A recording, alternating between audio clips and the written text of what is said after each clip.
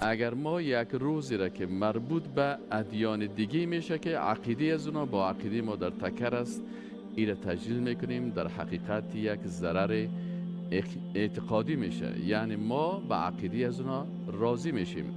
اگر کسی در عید اون دوها اشتراک میکنه که اونا بت پرستی میکنن، در حقیقت به این معنا هست که اینا بت‌های از اینا را آنچه میگن درست است. و اگر در عید نصرانی ها اشتراک میکنن، به این معنا که عقیده از اونا را تایید میکنن.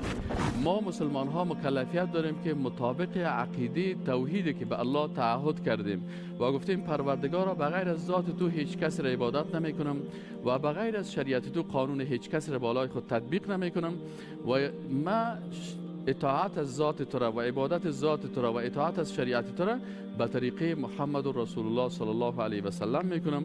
انسان مسلمان امی تعهدات داره. بنابراین هر چیزی که موافق با دین ما باشه او را انجام میتیم و آنچه که مخالف با او باشه او را انجام نمیتیم. به می خاطر ما مسلمان ها نمیتونیم که برکس کریسمس مبارک بگوییم. چرا؟ کلمه مبارک به معنای پربرکت بودن است.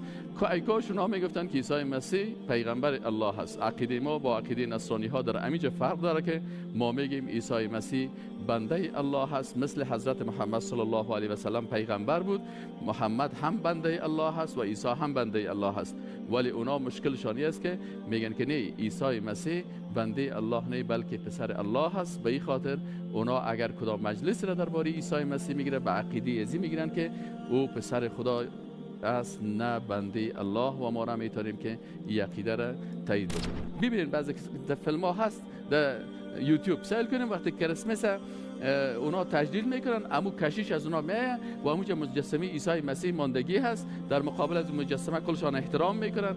امو ابیات مقدسی که پیش خودشان هست که او را میگن پسر خداوند است، را خوانده میرن و باز بعد از او یکی بر دیگه تبریکی میتن. این حال ما شما میتونیم که برشان بگیم که مبارک باشه که بچه خدا تولد شده؟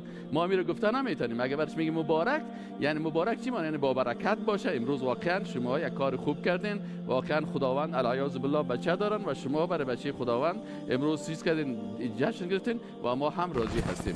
و اگر وسایل کفری را، همون درخت کریسمس و چیزایی که مربوط به عقیدهشان میشه، ایره جور میکنه و ایره برشان میفروشه، نه تنها پولش حرام میشه، حتی در عقیدهش هم تاثیر منفی میکنه. و رضا بالکفر، کفر یک مشکل ایجاد میکنه.